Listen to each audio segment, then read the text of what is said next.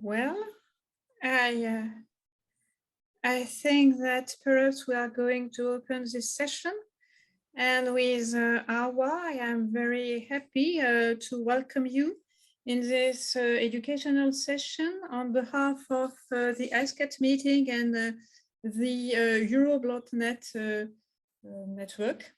And the focus is Spotlight on Racism. I am happy to see that we are around 52 persons, 53 now persons attending this session. And we will begin with a short presentation of all of us. Awa and myself, we will be the moderators of this session. I will begin with myself. My name is Marianne de Montalembert. I'm French. I'm a pediatrician working in a hospital for sick children. And I think I've been working with patients with sickle cell disease for around 25 or 30 years now. So to you now, Awa, if you can present yourself.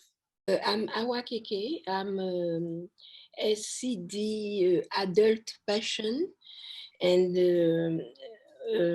treated in Mondor Mondor Center with Dora Bashir, and now I'm contributed and working with Dora and the Center for Therapeutical Education workshop for adults. Thank you, Awa.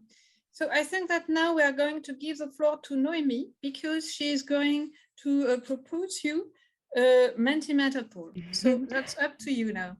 Thank you very much, Marianne. Welcome, everybody. I'm going to ask you to take your phones out. It's not very easy if you're using your phone already. So it's probably easier for those of you who are using your computer to connect and you've got your phone next to you. But it's still possible if you're using your phone to be connected on Zoom. So if you take your telephone and you go to this website called www.menti.com, and then it will ask you for a code. And the code, Mariangela, can you put the code in the chat maybe? The code is 94279660. So once you put that code in, you will see the same thing that you're seeing on the screen now. And just to test how it's working, there's just a bit of a silly question. The first question is just a bit of a silly question, just so we can test that everybody's on their phone. So there's 67 people logged in, and I'm not necessarily going to expect 67 people to answer the poll, but I'm just going to wait for that number at the bottom to go up so that we know that people have got the system. So the idea of this Mentimeter poll is that you'll be able to answer these questions completely anonymously. So we recognize that talking about racism is a really, really difficult thing for everybody involved. And there's a lot of emotions around it, and even just thinking about people's experiences, sometimes even without verbalizing them, even just asking people to think back to episodes where they've suffered discrimination or racism. And we had an important message from Lama in the chat that sometimes there's discrimination against sickle cell, and it doesn't feel necessarily about the race, but it's about having the condition. Asking people to go back and think through those episodes can be very painful and powerful. So we thought it might be a good idea to use this Mentimeter so that people could answer how they're feeling completely anonymously. So we've still got people joining. We've got 25 answers. Okay, I might go to the next one. So those of you, even if you join the Mentimeter after it started, you'll be able to see the questions and answer them. So the first question is, on a scale of 1 to 10, with 10 being the most severe, to what extent do you think racism is a problem in our society? For those of you who are just joining the presentation, we're asking people to get their phones and go to this website, www.menti.com, and use this code 94279660. And then you're able to answer some questions completely anonymously.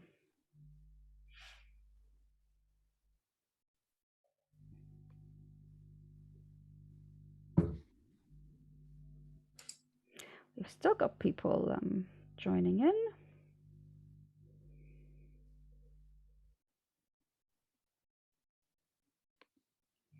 So I see there's still people joining the call. Some of you will already know how to use this because I've recognized a couple of names from our Oxford patient support group, and we use Mentimeter sometimes. So, but those of you who don't know it, just use this website, www.menti.com, and then put in this code 94279660, and you can answer the questions. Right, we're going to go on to the next question. So on a scale of 1 to 10, with 10 being the most severe, to what extent do you think racism is something that affects you in your day-to-day life? So this is not necessarily about having sickle cell. This is just as you go about your daily life. The next question will be specifically about sickle cell.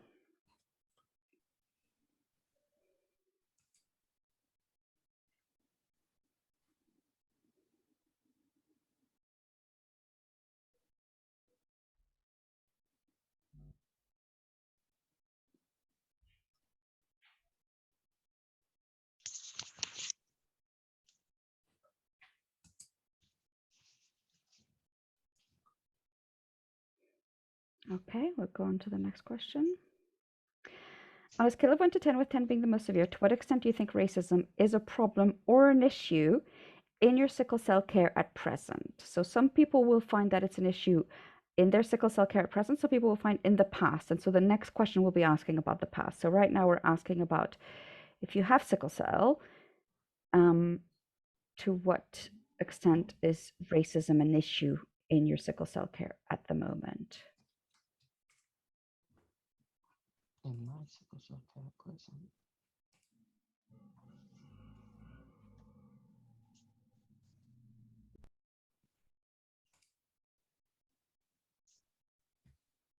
So I see there's still some people joining. Welcome, everybody. Oh, I'll wait till this next person's joined. Welcome, everybody who's just joined us. If you'd like to Excuse me, I don't understand the sense of this question, because if you have on a severe pain, Mm-hmm. and you are at home, you are at hospital, what about racism in this condition?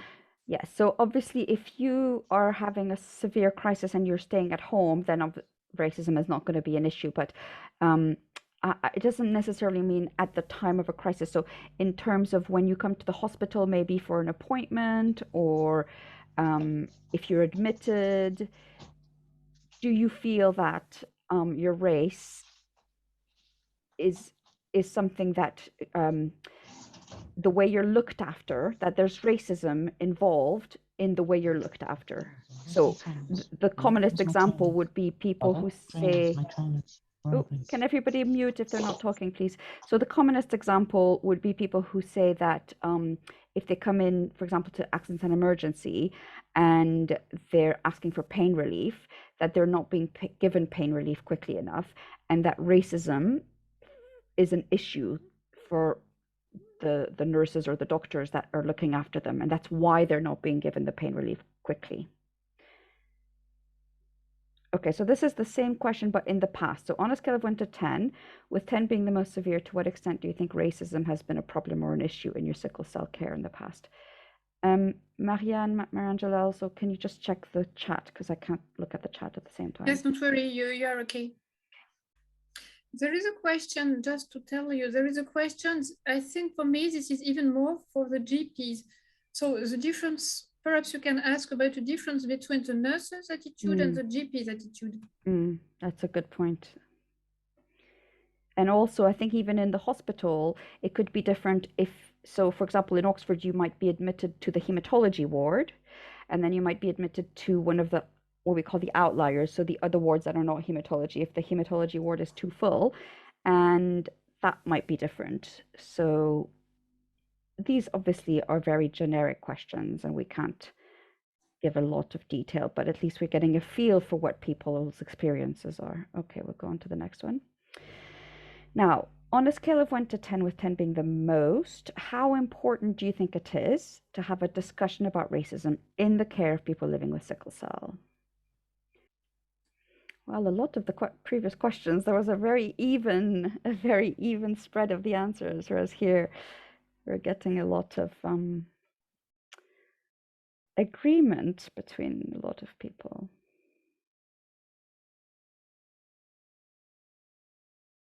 Okay, thank you. Oh, we've still got people answering. Right. Now, this one is a word cloud, so you're able to put in 3 words yourself. So who do you think are the best people to talk to about racism in your care? And this is a really difficult question because do we think, is it the best to talk to your actual clinicians or your doctors, your nurses? Is it better to speak to maybe the administration people in the hospital? Is it better to speak to your friends? Is it people the same race as you? Is it people different races from you? So this is a slightly different question to answer in a word cloud. Is it about, should we be doing it through the press? Should we be doing it through the complaints process of the hospital? Okay, so we've got some nice things coming through here. Nurses, nurse specialists, other patients, charities, your organization, PAL, for those who don't know it, this is the patient advice and liaison. So that's a bit like the complaints process. A psychiatrist, support groups, family members, doctors, parents. We've got lots and lots of really good suggestions. Lawmakers, it's a society issues. Oh, this is changing a lot. Other people with sickle cell teams, social media in general, your consultant. I see there's still some people joining us, guys. If you're just joining us, take your phone and go to this website, www.menti.com, and then you can put in this code 94279660. And you can join the poll. So the complaints process, psychologists. Okay, so we've got lots and lots of suggestions. Now, the bigger the word, the more people said it, but actually, if it says family and family members, it won't join them together. So it might be interesting for us to redo this after the event and put the ones together so we can see the commonest people's commonest suggestions. Okay. Great. We'll probably go on to the next question. Now, what are the obstacles for having discussions about racism? So we all know that it's a very difficult and emotive topic, but can we put into words what we think those obstacles are? What's preventing us from doing it? Is it fear of it affecting your healthcare? What will people think of you? Is it tiredness because you're so fed up that doesn't matter how many times you've tried to fight it, things are never better? Is it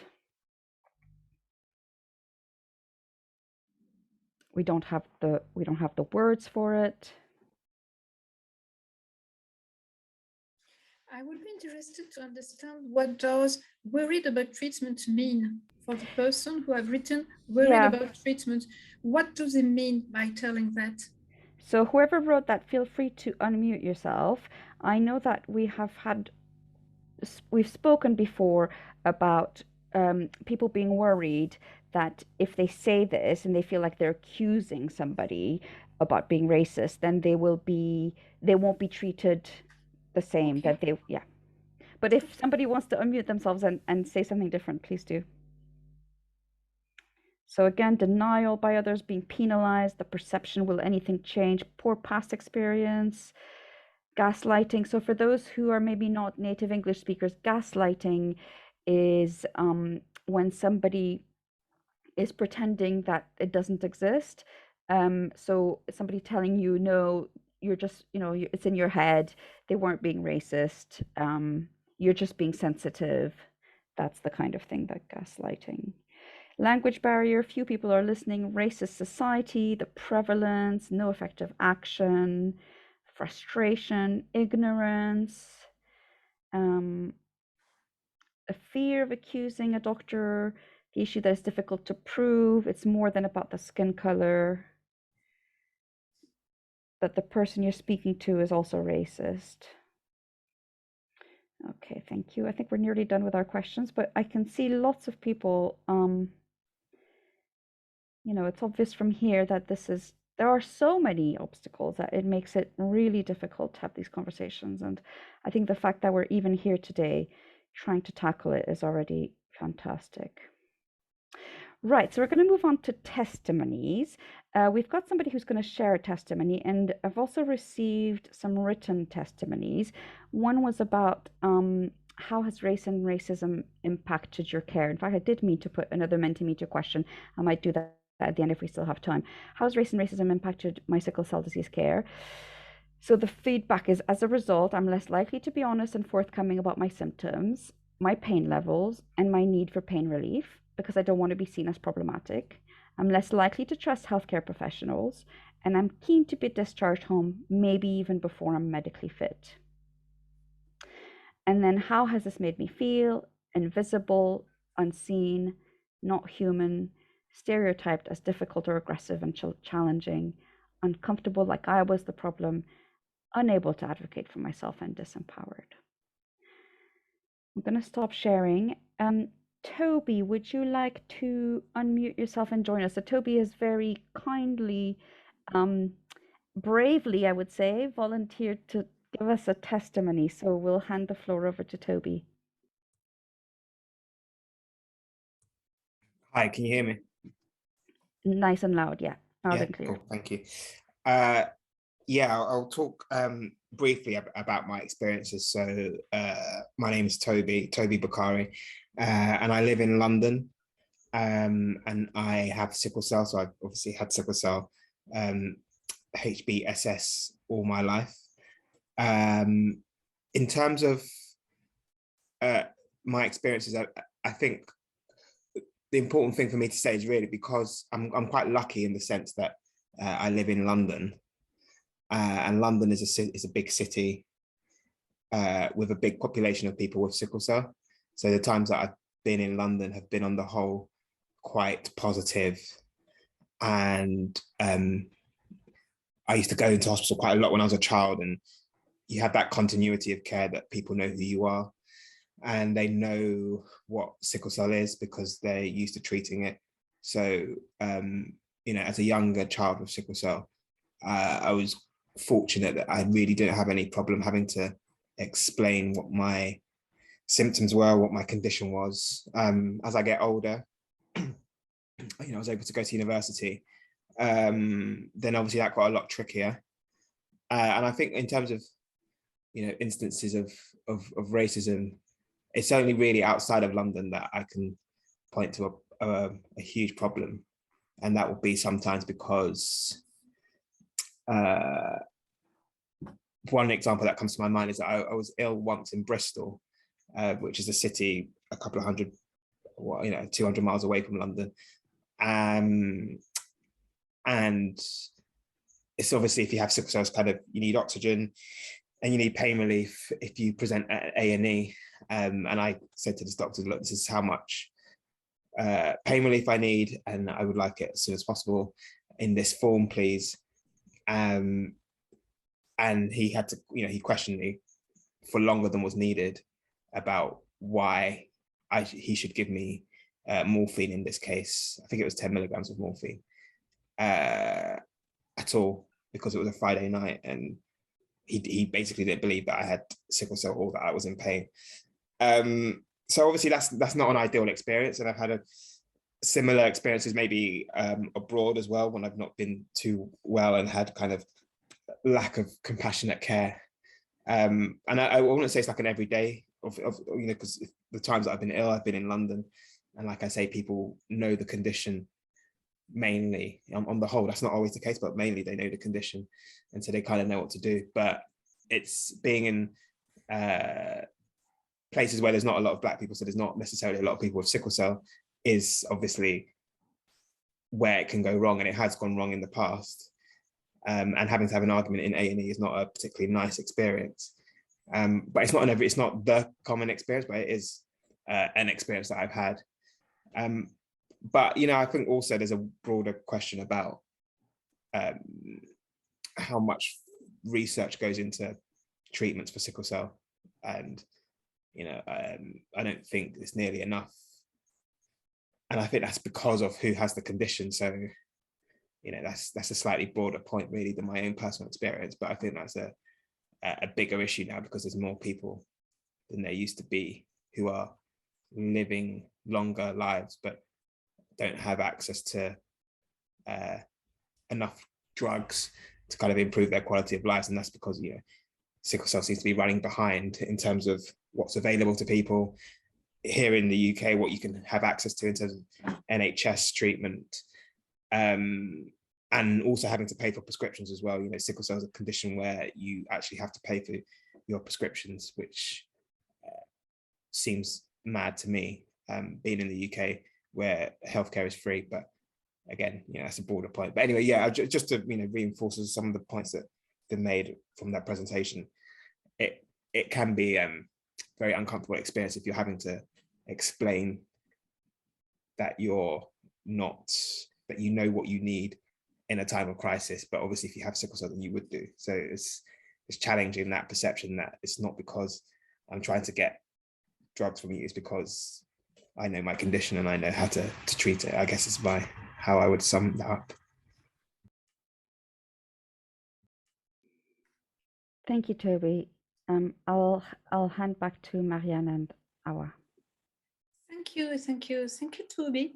You said that you felt that one of the problems you met when you were in Bristol was that people were not aware of your condition, and perhaps were not aware of the treatment the more appropriate for you. So do you think that knowing the disease would contribute to decrease the racism against patients with sickle cell disease? Hi, Marianne. Yes, absolutely. I think, how do I put this? When I was a kid, I met other people who had sickle cell, and I thought it was a very, very common condition, and I thought it was a thing that at least everyone knew about, because I grew up in a part of the world where I was surrounded by other people who had that condition, and obviously, if I'm going into hospital, I'm seeing other people with that condition, and as I get older, I understand now that there are parts of the country where sickle cell is very, quite a rare condition to have, and not enough people will know about it. And of course, that completely affects treatment, because, when I was a kid, it's just, in order to manage the condition, you get told what it is that you need to do. So you need to drink lots, you need to keep warm, you can't do too much physical exercise. And I told my friends, and they told their friends, and people around me kind of understood that. And it doesn't happen as much as I thought it would. And to be honest, it doesn't even happen in London. In my work I work as a journalist, I have spoken to people who've had horrible experiences because they didn't get the basics of care when they were having sickle cell. And yeah, the things about oxygen and pain relief at the very start, I took it for granted that everyone knew, and not enough people know. And obviously we have to ask why that is. And I think, yeah, of course it would change if more people knew, then more people would know how to treat the acute phase better. So thanks, and you have received a lot of messages thanking you for this testimony, and it was difficult both to talk and to look at your messages. So you have a lot of messages thanking you very warmly. I think as it opens also the difference in what you said about the racism against sickle cell disease and perhaps against the color of the skin, but I think we are going to discuss this later on. And now we have two interventions, two talks Well, and first, I'm very happy to give the I think floor to... Awa wanted to talk. Oh, yes. Did you want to speak, Awa? Okay, of course. You hear me? Yeah. Yes. I want to add something about by my situation of patient first before being now working with an association who help young to in transition and young adults. I think there is a very hard link between racism, no more humanity in the hospital for everybody in every service, and the ignorance of the nurses, the doctors, when you are not hospitalized in hematologic department. So we can feel some things like racism, but it's not exactly that, because I don't think they look at our color. The problem for them is that when we arrive in a department or for hospitalization, we need emergency treatment. We need to have, they have to take care of us quickly, and they are obliged to leave the work they have to done, or to leave other patients to look at us. And often they don't understand why this priority for people who are not, we are not a lot in the department, and often those people are strangers, and they have particular treatment, and it's they don't it's difficult for the members in the hospital to make all that links and to understand that SCD is a specificity. It is current, but the treatment are specific. They have to be to have formation on this point, or to be educated by these 3 points. Thank you, Awa. Does someone wants to add something before the physicians talks? Does someone want to take the floor or to say something? And I want to add, often the SCD patients have social security.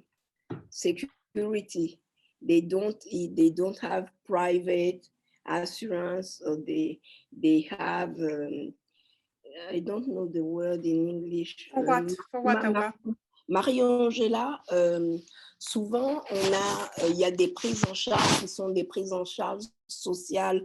En France, on a la CMU. Dans les autres pays aussi, il y a des trucs qui sont de l'aide sociale, de l'assistance sociale. Et donc, c'est pas évident pour les soignants. Il y en a que ça heurte de voir que la majorité de ces patients-là sont déjà aidés parce qu'ils ont accès à des soins gratuits, et en plus, quand ils arrivent en crise, il faut qu'ils passent en priorité.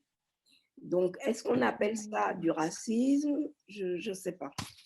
Moi, je pense I will try to translate. Awa says that some patients may experience that people are going to be angry because first they receive social help and social welfare and social supports, but after she thinks and she tells that some patients may fear that the others are going to be angry to be considered as priorities. Is it okay, Awa, the translation? Oui, yes, it's that.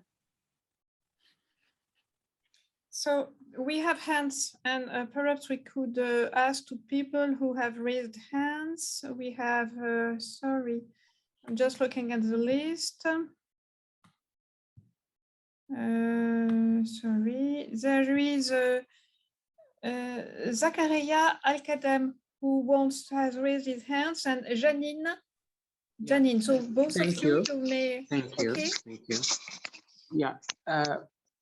Prisms sometimes for authorities or for care provider, they think that equality means we have to provide equal care for every patient, every type patient, but that will lead to stigmatize or raisins some of patients. They are not a priority, they are equal to other when they see them in the emergency, screaming, complaining of the pain. This is with term of equality.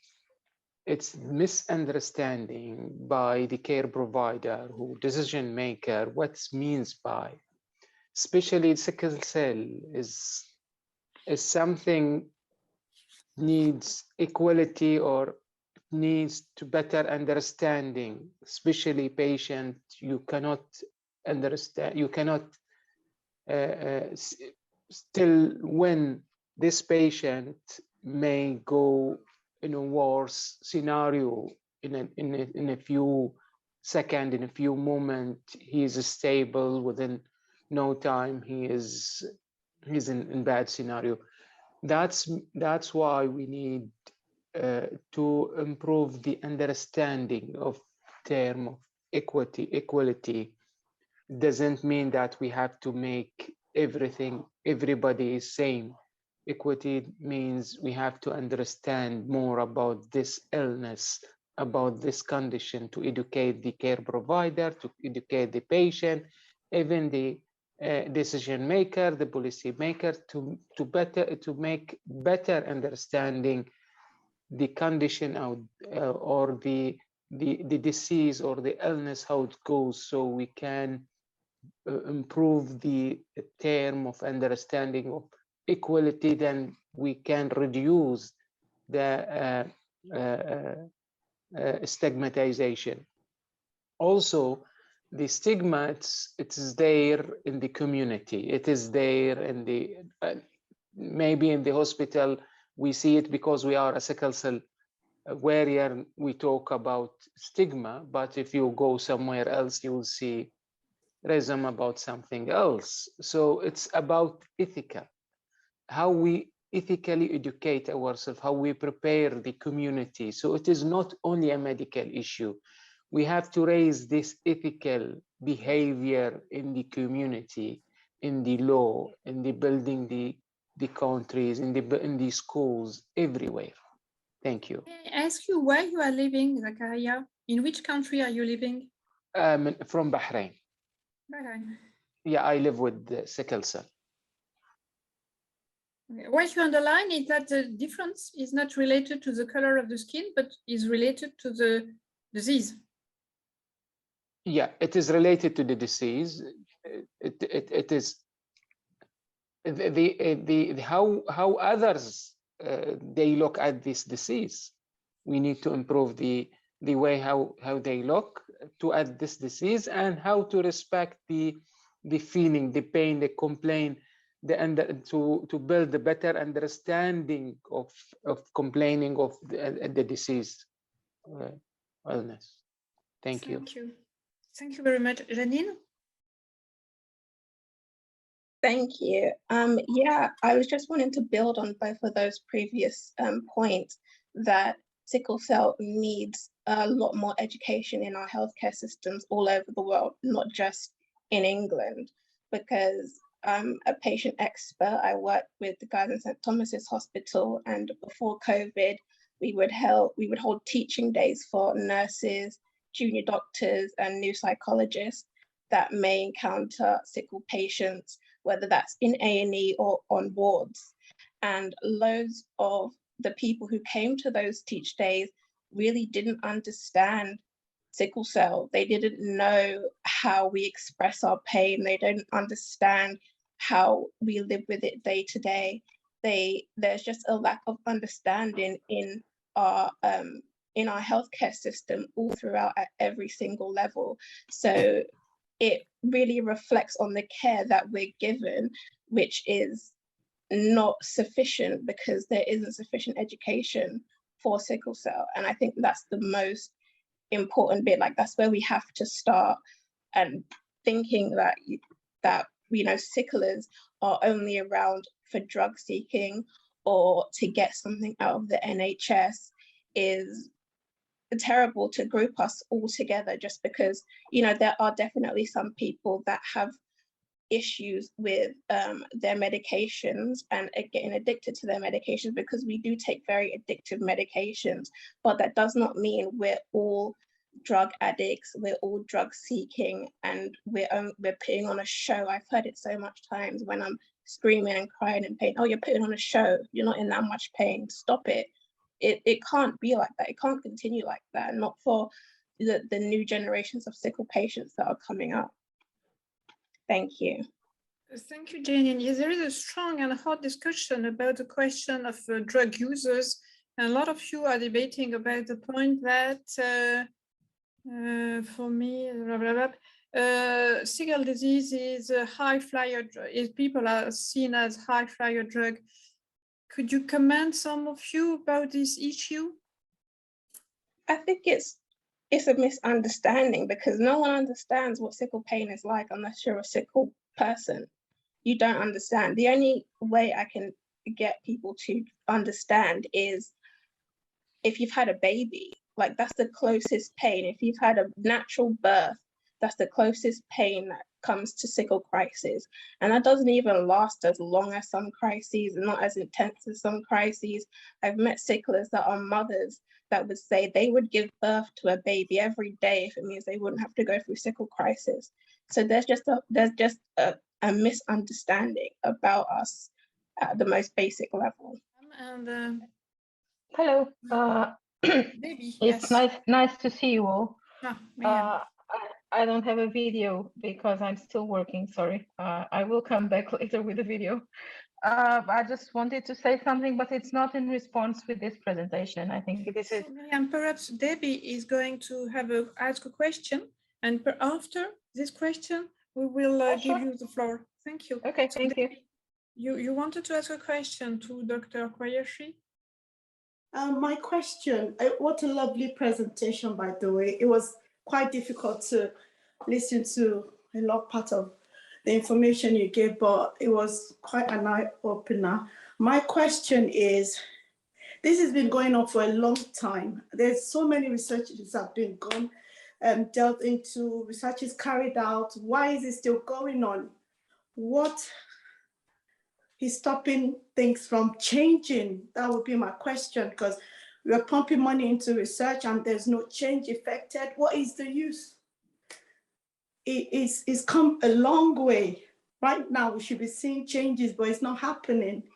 We're still receiving the same treatment. It's still the same story. Why is there? What is the barrier, from things changing? I just don't understand.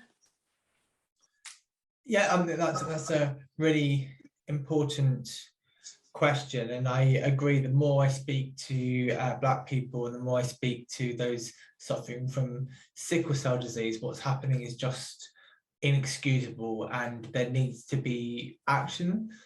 I guess if you look at it from the context of where we've come compared to the early 20th century in America, there has been a shift from explicit state-mandated racism to things that are not quite as clear-cut in their processes. In the context of the medical curriculum, just to give you one example, because I think there's a lot to think about and to unpack. The NHS was first set up in the 40s, and it was designed around a white Northern European population, and we covered diseases and material based on that.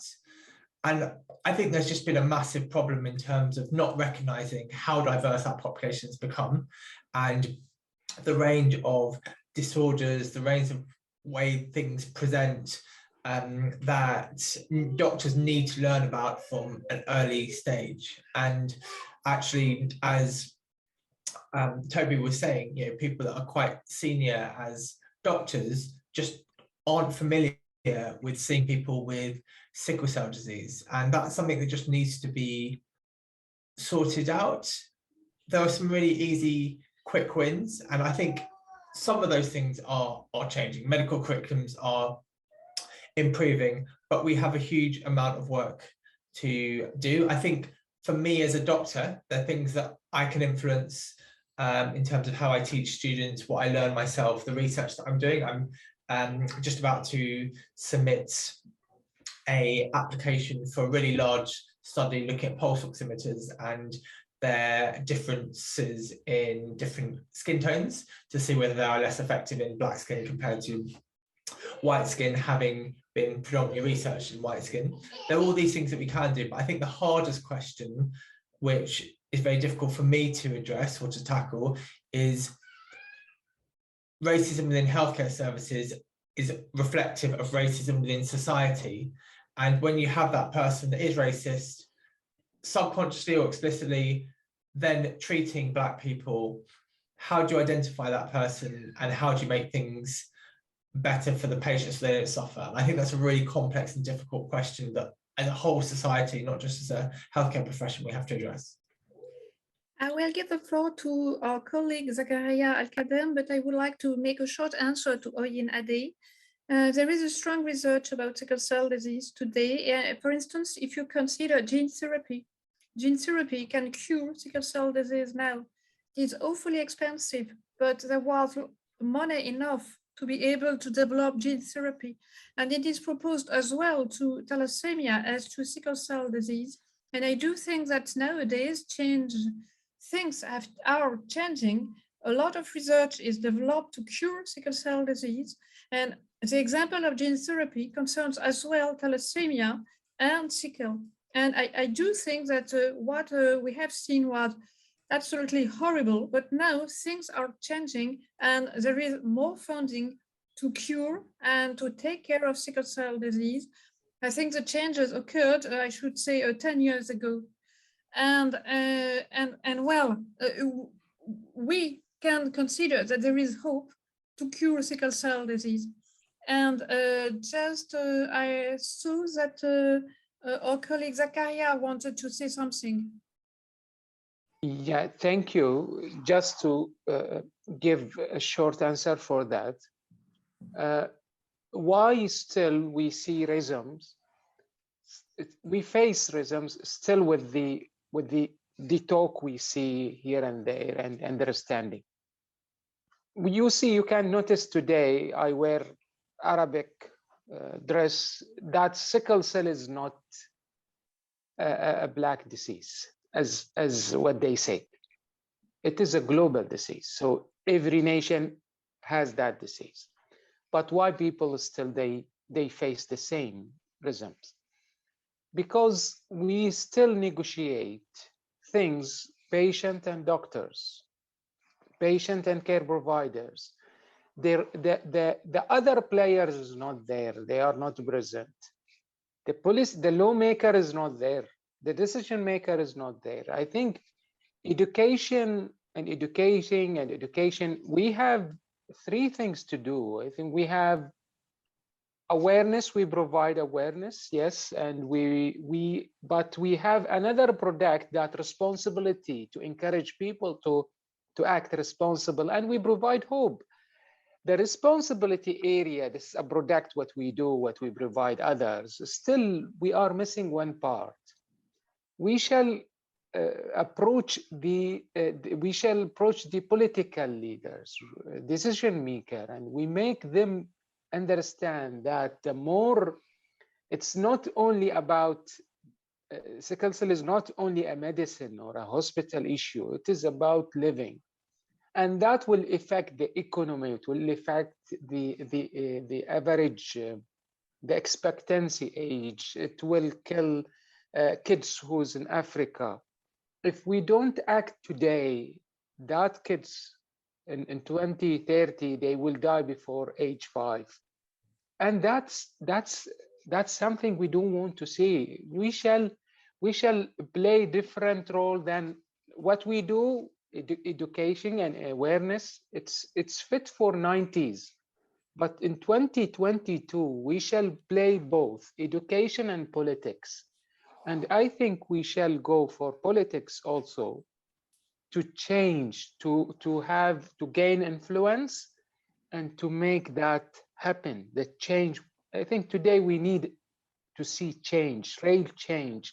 Understanding, I think everybody will give you his empathy, but nobody will take an action. Who's going to take this action?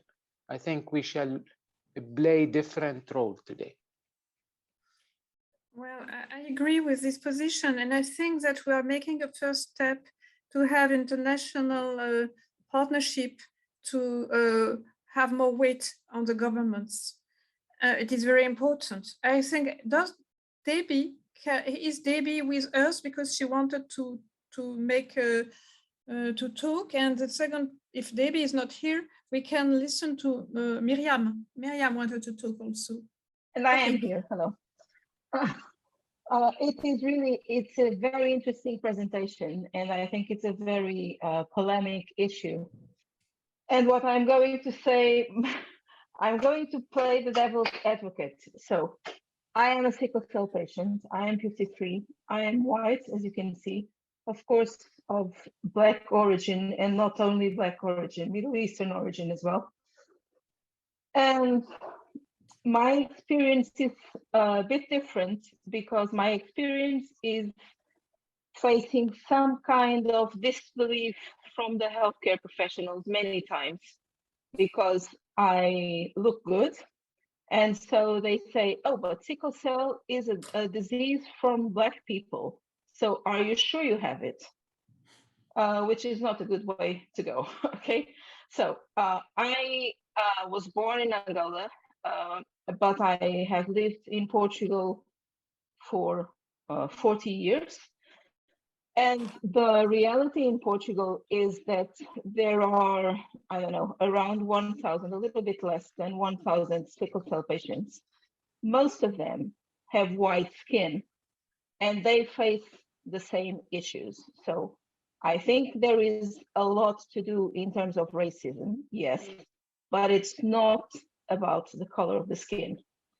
So I am really sad when the conversation is driven around the color of the skin, because that's not the fact. Of course, that my belief is that education will be the key to change it. And it is very sad to realize that the way things are going everywhere, it's about money. So sickle cell is a rare disease in the vast majority of the countries. And that is the issue. It's that budgets are tight.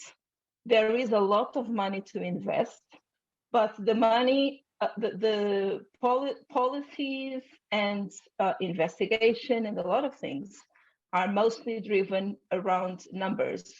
So if in a whole, the number of sickle cell patients is low and it's not cost effective to treat it, then there is no political interest in moving it up, raising awareness and all of that. So it's up to us, but it is a very, very difficult task. So the reason why I'm saying that I'm playing the devil's advocate is that I do know that racism is a big issue. My thing is that it's not just the color of the skin, or it's not mostly the color of the skin. I know that the reality in the UK goes a long way around the color of the skin, because the majority of the patients really have a dark skin. But I can say from experience from other parts of the world that that's not only it. And but it's very interesting. It's a very important issue to raise. it is really sad to see all those contributions that were in the presentation. It is really sad that fellow human beings are able to produce that. And they should be people, educated people, because they are scientists and doctors and physicians and everything, but apparently they're not. But I just wanted to shift the focus a little bit and highlight that it's a wider picture. Thank you. Thank you. We have someone who wants to talk. I think, I don't remember. I think it's Sharon. Sharon, okay, you're right. It is Sharon. Good afternoon, everyone. Yeah. I cannot hear you, Sharon. Can you hear me? Hello? No, that's okay now. Okay, yes. Hi, my name is Sharon. I'm a sickle cell patient as well. And I actually live in Nigeria. So my question is based on the whole racism discussion. I don't believe I face racism here. I definitely did in the UK. However, I believe the issue here is, lack of education, a bit of ignorance, and also like stigmatization. But I wanted to ask, is there any plans at all to direct funding for support here in Africa? Because I think that's such an important thing for the progress of sickle cell around the world. I mean, like there's a lot of research and progress going on outside this country. However, like I'm not able to see a lot of help come here to the largest population of people with sickle cell in the world, and I find that quite disturbing, because I feel like it does stem from it stems from the general perception of sickle cell and how it is a Black man's disease. And but I think that there definitely needs to be more focus here in Africa, because there's also an immigration problem. People are moving around the world, coming to the US, coming to the UK, coming to Paris, and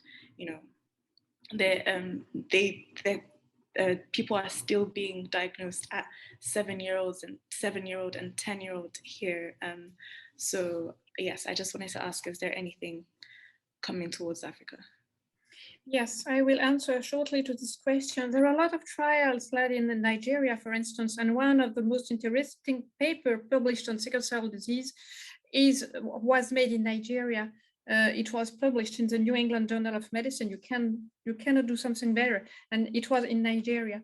But always it is collaboration between UK and Nigeria, or United States and Nigeria, or United States and Uganda, and there is no trial coming only from Nigeria, which is a political issue, because Nigerian government does not considers sickle cell disease as a priority.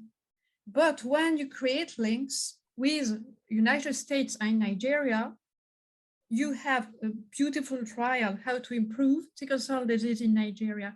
So I do think that also it is one of the patient's role to have weight on the governments, because nowadays there are trials in Africa. There are a lot of trials, but always coming from the north. And I do think that patients have to organize and to say in patients association, but to the governments and to the African governments, hey, we are here. And you have to take us as priorities. Yes, so I wanted to say that they have, there's a bill that's currently going on that's past third reading in Nigeria about sickle cell. However, it doesn't feel that it's particularly informed by international organizations or doctors. It just feels like there was even a policy where they were kind of preventing people from getting married. And that's obviously a human rights issue. And the basis of the bill doesn't seem to actually help people with sickle cell. So this is the first bill we've ever seen move forward about this condition, and it doesn't seem to help us. So, and we're kind of just like, okay, we have to take it because we're trying. but they're not actually helping us. So we're really trying to make noise and, you know, to get the media involved and all of that. But the general perception of sickle cell in Nigeria doesn't seem to be an educated one. So, yeah. I see that so there are a lot of comments, but there are so many comments. I do not think we can follow and give the floor to everyone. I know that Dianeba wanted to say something, but it was a lot of messages ahead. Dianeba, you want to say something, Dianeba? Hi everyone, thank you very much. Yes, I wanted to say something Your about microphone what's is been difficult. said before, and from her experience. Oh, I'm sorry, I'm using Wi-Fi That's and okay it's not now. working. Can you hear me now? Now that's okay. Okay, thank you. So I'm not disagreeing with Miriam, and I do understand your experience. I guess as a patient with sickle cell disease, being white, maybe you cannot see the racism like I could see it. I'm French, I'm Black, I have sickle cell disease, and in my family we are 3 with sickle cell disease. And I remember doesn't work. Janaba doesn't work, the microphone. Taking us to the hospital every week, and it was always very hard for her. I'm sorry, maybe I'll try later. Sorry, just go ahead. I'll listen. Sorry. Yes, I think you're going to change your microphone because, and after we can. So I'm just reading the chat because there are many messages. Everyone agrees on the point and the need for education. And I think the key factor is education. We all said that. So perhaps we can move to Miriam, not to Miriam, sorry. We can move to Noemi because I think you have a talk, Noemi, and then we'll go on with the presentation. Perfect. So now it's you, Noemi. Of quite a lot of people who were involved in this workshop. So it was about how race and racism in sickle cell disorder, how it impacts the quality of care in the sickle cell community and how we can change things for the better. So obviously, as we've been talking about, and as Zishan has highlighted for us through some of his extremely shocking facts about the past, the fact that there's been racism is definitely not a new thing, and the fact that it's impacted people who live with sickle cell is also not a new thing. So why is it that we're talking about it now? And there's particular reasons why it's kind of resurfaced. So there's been the Black Lives Matter movement, there's been the George Floyd murder and the reaction to this worldwide. In the UK, we've also had this report, all parliamentary report about No One's Listening, an inquiry into the avoidable deaths and failures of care for sickle cell patients. And that follows some really shocking cases of young people who have died with sickle cell completely needlessly due to very poor care. And then, of course, as we've mentioned a little bit earlier as well, there's been a differential impact of COVID on different populations based on ethnicity and different uptake of the vaccine, which has also had an impact. So it's kind of come back to the forefront. And we know that, as we've started off with this at the beginning of the session, that racism is a very difficult topic to start approaching, but with hope we find a way. So this is some funding we got in Oxford from the Wellcome Trust, and it was to do a public engagement project. And the way we structured it is, the first thing was to really find the right leaders. So we found 2 absolutely wonderful moderators that we knew through another project, and there was one white and one mixed heritage. And then we developed this core group. So this was 8 people, some patients, some doctors, some white, some black, some people with sickle cell, people who were looking after people with sickle cell. And so we had this really core group that we could run things past and that we could discuss everything openly before we would open them up to the participants, so that we felt secure about what we were planning to do. And then we identified 25 participants. So we had people living with sickle cell, parents, carers. We had members of the medical profession, so doctors, medical students, nurses. And also we reached out to the wider community, so the Afro-Caribbean community. So we went through a couple of churches, and so that we had people who didn't have sickle cell, but were from the same ethnic background as a lot of our patients. We then ran the 3 workshops, which I'll tell you about in a second. We wrote a report, and now we're presenting it, and we presented it at the UK Forum for Hemoglobinopathy Disorders, and this is our second sort of wide platform to present it at. So we started off, as you can tell, I really like Mentimeter. We started off with a word cloud about what are the challenges and feelings that arise when we talk about race and racism. And these are the words people came up with: fear, guilt, anger, defensiveness, awkwardness, uncomfortable, shame. So there's a lot of, really big emotions, quite negative emotions about even thinking about trying to have this conversation, never mind actually having it. And then we had 3 workshops, and the first workshop was based around sharing stories, and that was really important because for us, we decided we wanted to prioritize the sort of individual stories and people building that bond between each other. And there was a really, the moderator started every workshop with a really powerful way of sharing our values. And so we felt immediately within the first few minutes connected to everybody else that was on the workshop. And we felt we had a shared purpose, and we felt that we were building trust. So at that first workshop, we really bonded. I know that might be a bit a cringe word for me to be using, but we felt we were really bonding over what we were trying to do, how we were going to do it, and to hear people's personal stories. And it's not just the stories of people's experiences of racism, but it's also from maybe from some of the care providers. So there was a medical student who talked about having heard something racist on the ward and not feeling empowered to say anything. And there was somebody from Australia who said she felt she carried a lot of guilt about racism because of, in Australia, the history with the Aborigines. So that sharing of stories was for everybody. The second workshop, we worked on really identifying issues and problems, but also proposing solutions. It was very clear from our patient group that we didn't want this to be just for us to talk and talk and talk and nothing changes. So we really wanted to focus on the future and what we were going to do. So we were focusing on proposing solutions.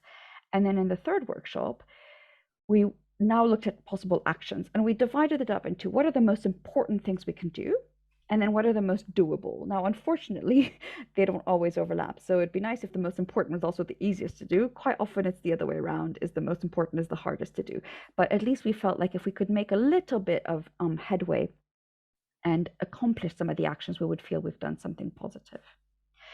So what do we think was the keys to our success? So first of all, having an impartial and external experienced open-minded moderators, having a biracial team, in fact, I was supposed to change that to multiracial, sorry, having a multiracial team at moderator and core group level, sharing values, creating an atmosphere of trust, shared purpose and vision, using a wide reach into the community, the patient groups, the community leaders, sharing our personal stories over abstract ideas. We're not talking about things in theory, it was people's personal stories, and then focusing on solutions and plans. And here you can see some of the feedback we got about what they thought worked well. So having both sides of the dynamic represented, Black, white, patient, clinician, wider community, a small group size to share stories. So we did a lot of breakout rooms, the openness of the participants, the diverse backgrounds with a united goal, the groundwork that was done to make people feel safe and comfortable before we even started. So the moderators did a Zoom with each person one-to-one beforehand to explain the purpose and what we were going to be doing. And I think a lot of people felt secure that it was gonna be a good environment to do it in. And then we started and ended each session with things like mindfulness or what are we going to take away from the day. So what are the actions? So we've split into sort of three groups: the communication group, the medical group, and the community group. And this is where I was talking about one of the things we want to do in terms of education. But the communication group, it's about spreading the results of the workshop. So that's what we're doing today. Having a wider discussion about pain and response to pain. And that's something that's come up a little bit in the chat today, although we haven't spoken about that in a huge amount of detail. Some people felt it was important to change the name from sickle cell disease, which sounds like it's contagious, to disorder, which might sound they felt would sound better. And there's a poster. If you go to the ASCAT posters, we've got a poster about that. The medical group is trying to focus in medical schools, putting more sickle cell in the curriculum and racism modules. And I've put medical schools, but I should put nursing schools, so apologies for that. And then writing to the Royal Colleges and asking for them to make policy statements. And then the community group was about sharing stories, providing peer support, and offering the workshop to the patient groups in the UK. And we're speaking to the BBC, the listening project, where we hope to be able to put two patients together to talk about specifically racism in sickle cell. So this is my last slide. This is another word cloud that we put at the end of the workshops to say, what's your impression after the series of workshops? And you can see it was really positive. It was about learning, improvement, understanding, change, meaningful change, listening, inclusion, compassion. And so it felt like even if we don't do any of our actions, just having done these workshops was a positive thing. But of course, we do want to turn this into action. So I've put here my email address. Please join us if anybody's interested in either running one of these workshops or joining one of our groups that's trying to make some of the changes. We'd absolutely love to have you along. Thank you.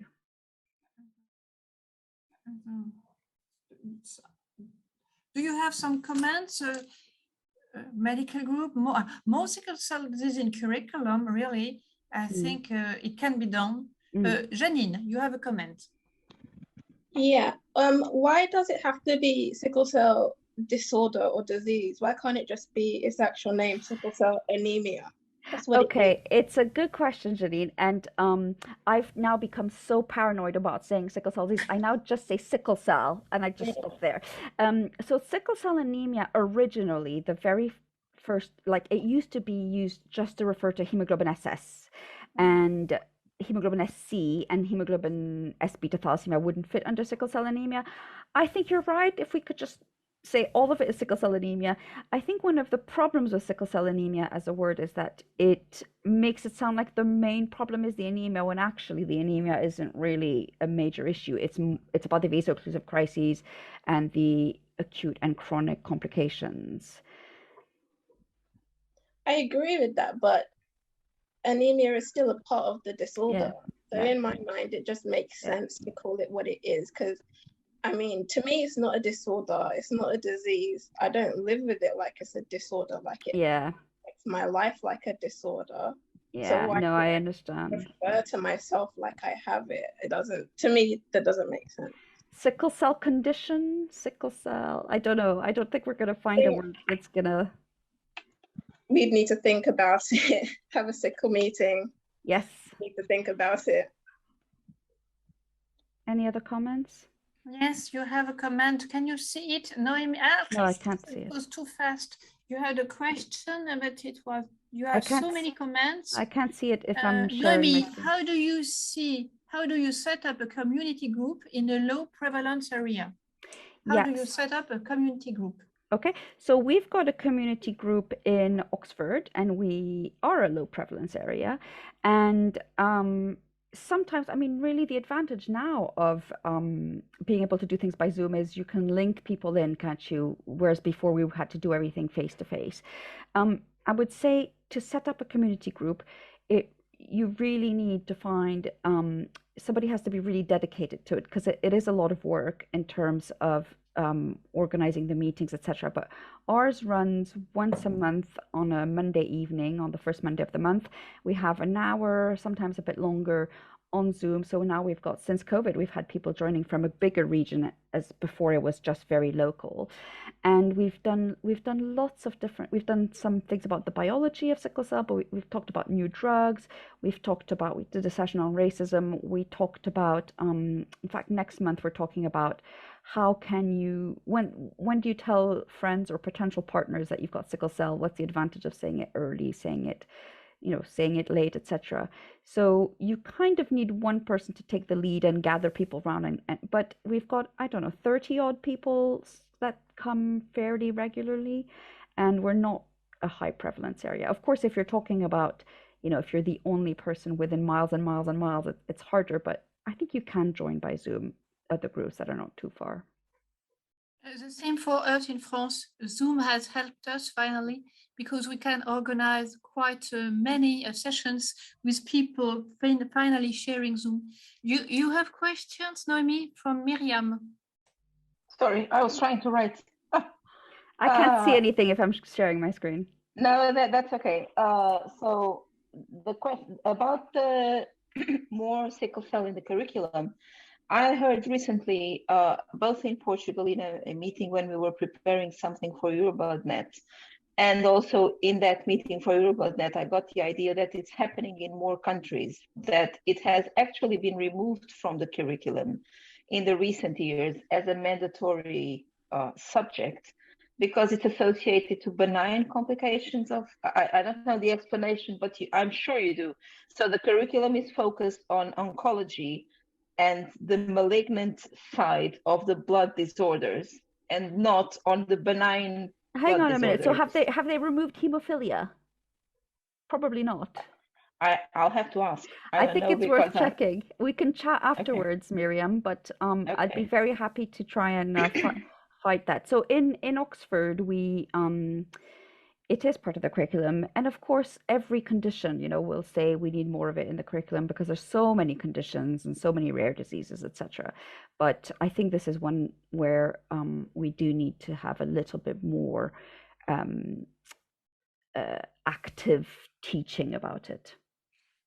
You have a new question, Noemi, from Alero, with a French pronunciation. Alero. I don't know who is Alero.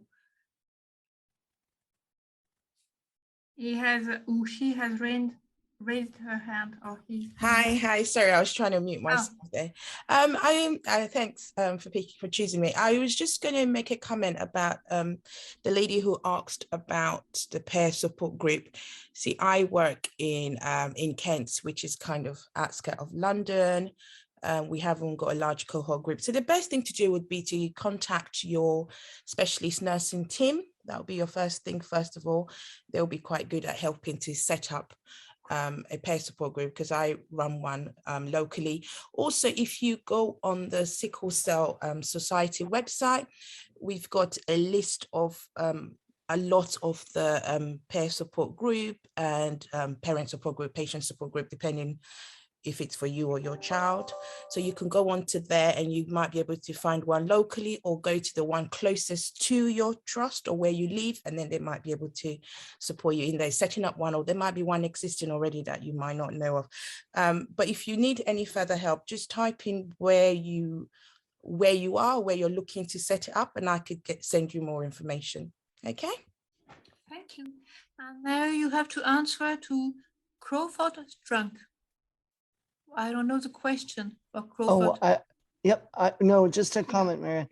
I'm a provider in Toledo, Ohio, and at our medical school here, we have basically, it's like 1 hour of sickle cell education in the entire 2-year stretch of the first 2 years of medical school. It's 1 hour. Wow.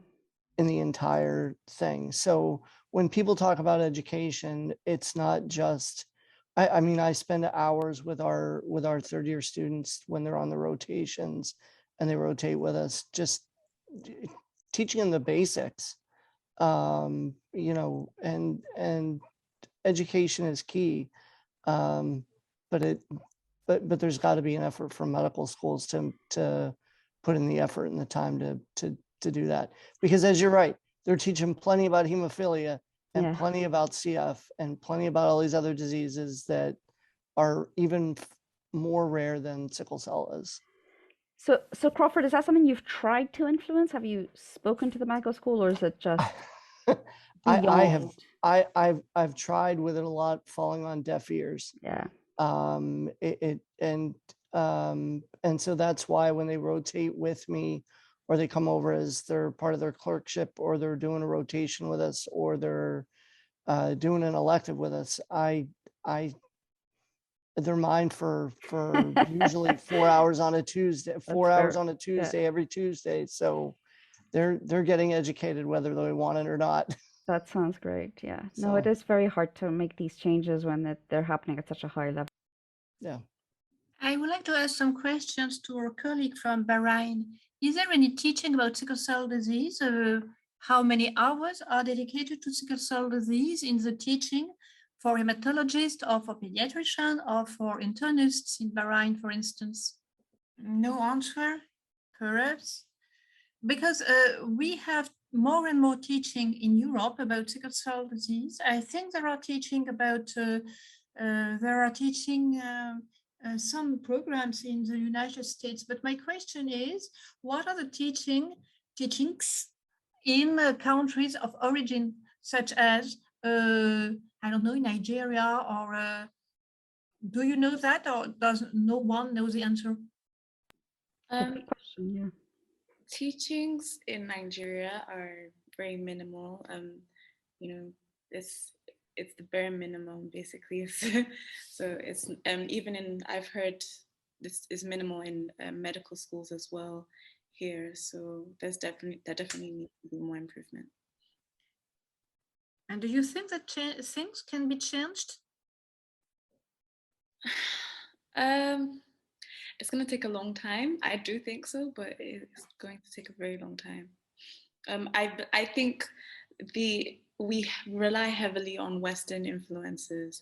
So if it becomes popular outside our country, we take on action quickly. We're not instigators. We're not people to say, okay, let's change ourselves. So yeah. Even though the incidence is so much higher in Nigeria. Way higher. Yeah. And I see, you know, people with sickle cell on the floor in hospitals waiting for treatment, and it honestly just breaks my heart, like how we're treated here. But even like how the financial implications of just, you know, basic treatments is so hard for so many people, but nothing's really being done. Apart from the NGOs, there's so many NGOs that are trying to support with medications and education and all of that, but you know, it's very limited in what they can do. So there are a lot of comments in the chat about teaching, and here Ravi tuning from Canada. I am enjoying the discussion. So she gives a link to discuss with about sickle cell disease in Canada, or I think, do you want to make a comment, Ravi?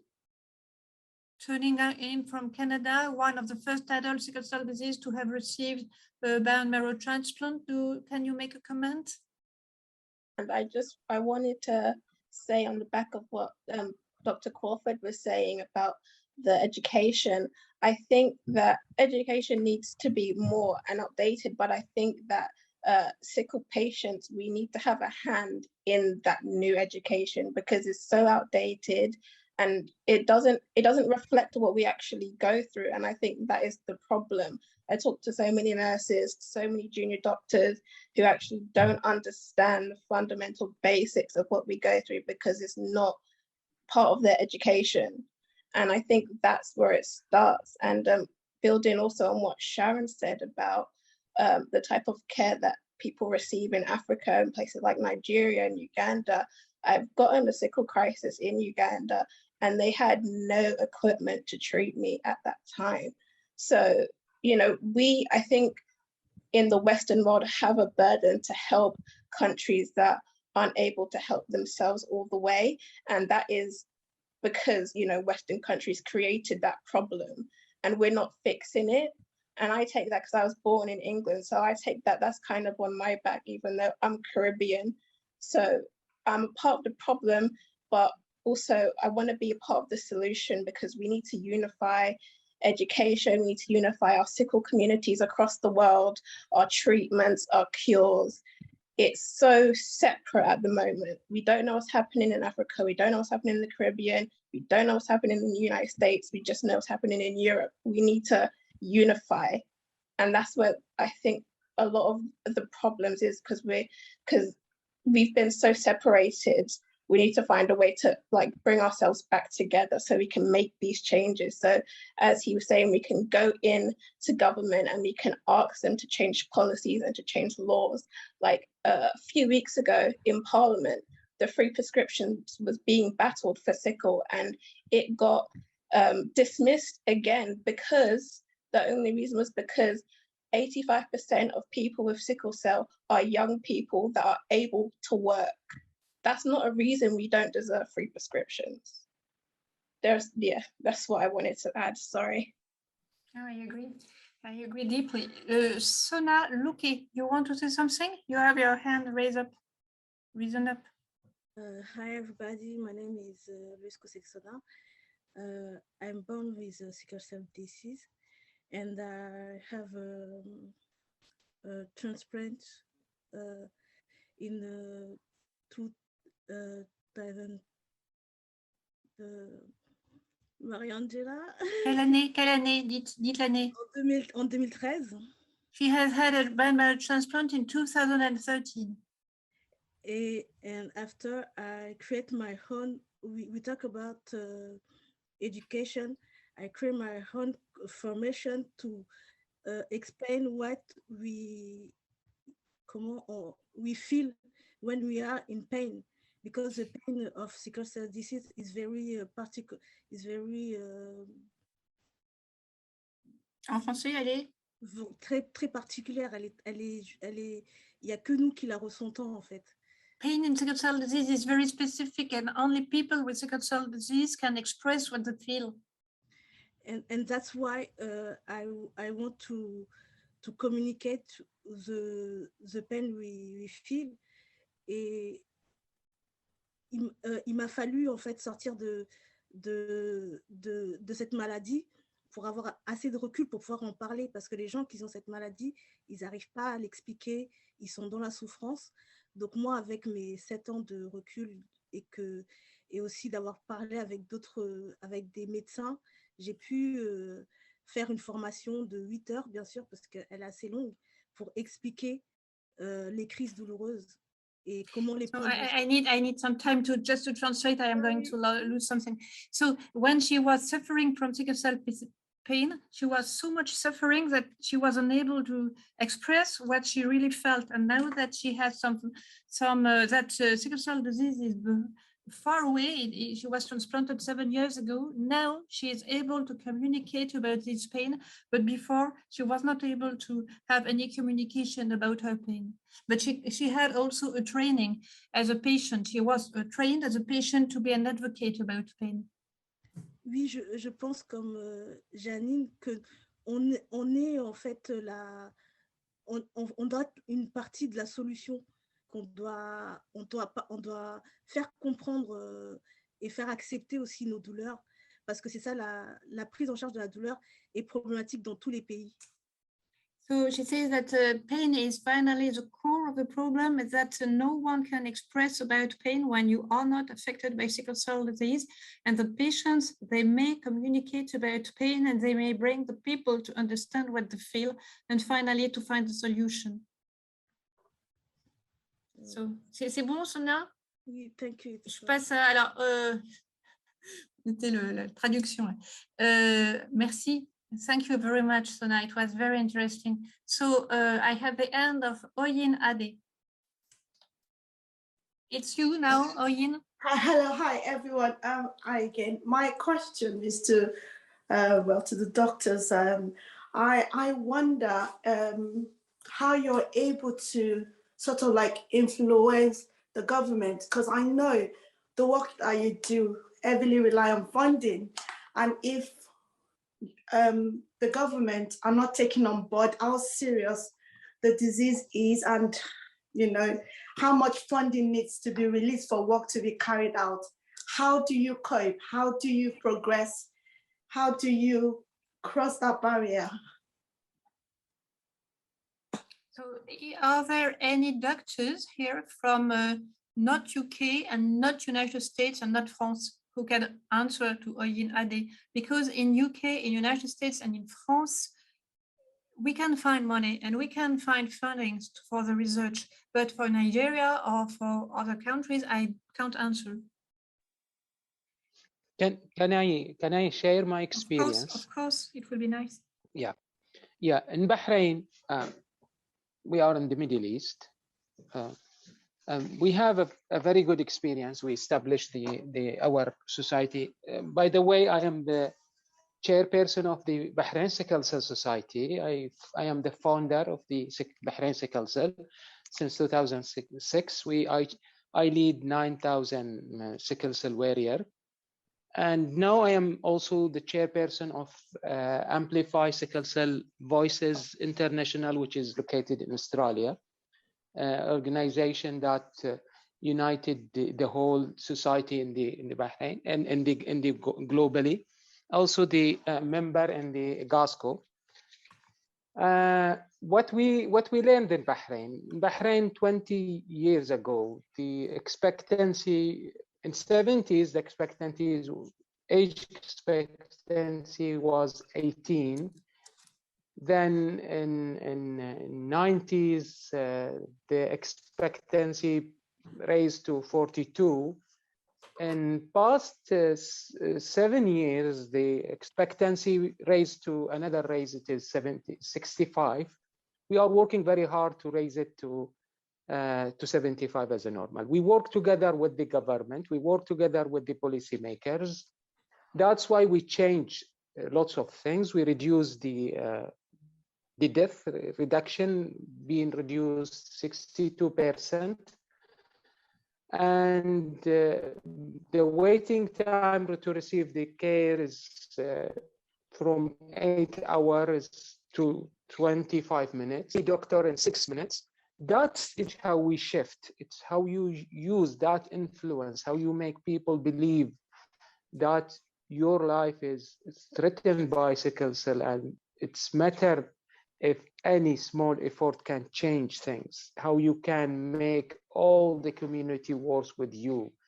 Because sickle cell again is not only a medical issue, it's about life issue, how you do well with your parents, how you do well with the schooling and the childhood and the schooling, and the finding job, finding your partner, and satisfying. And also in the insurance, we find so many difficulties to, if you go to people and about educating people, they are confused because they said we don't have money to pay our bills. You are talking about to see things in Africa to change faster than I am in the comfortable zone, which if my medication is paid, I don't pay anything for that.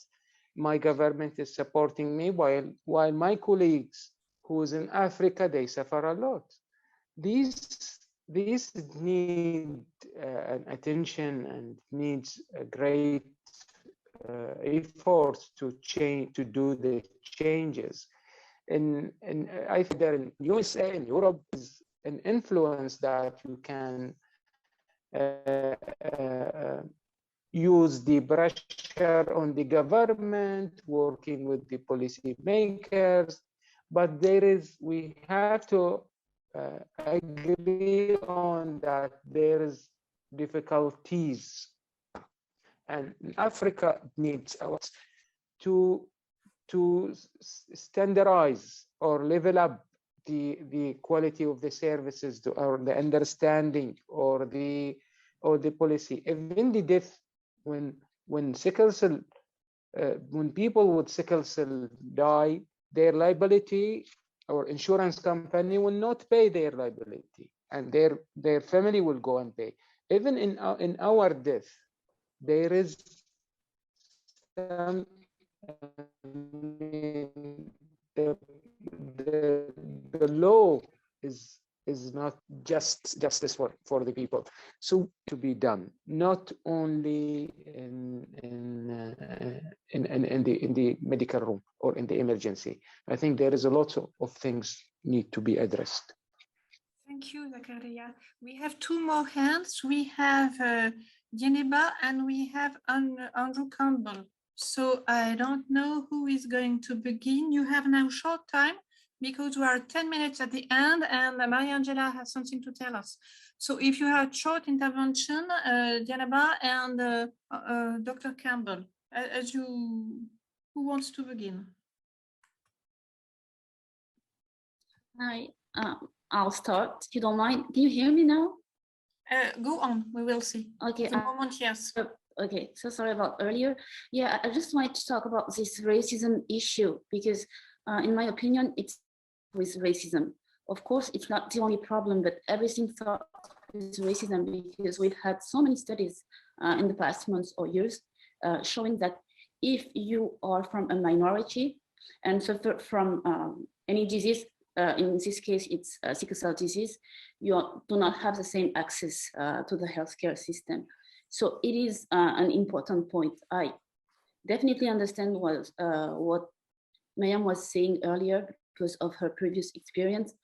But as a patient with sickle cell disease in France, even though things have changed in the past years, there is still this problem with racism. So even if in France, we have a lot of troubles talking about race, it starts with racism and then discrimination, because it is how you are. Are you Black? Are you Asian?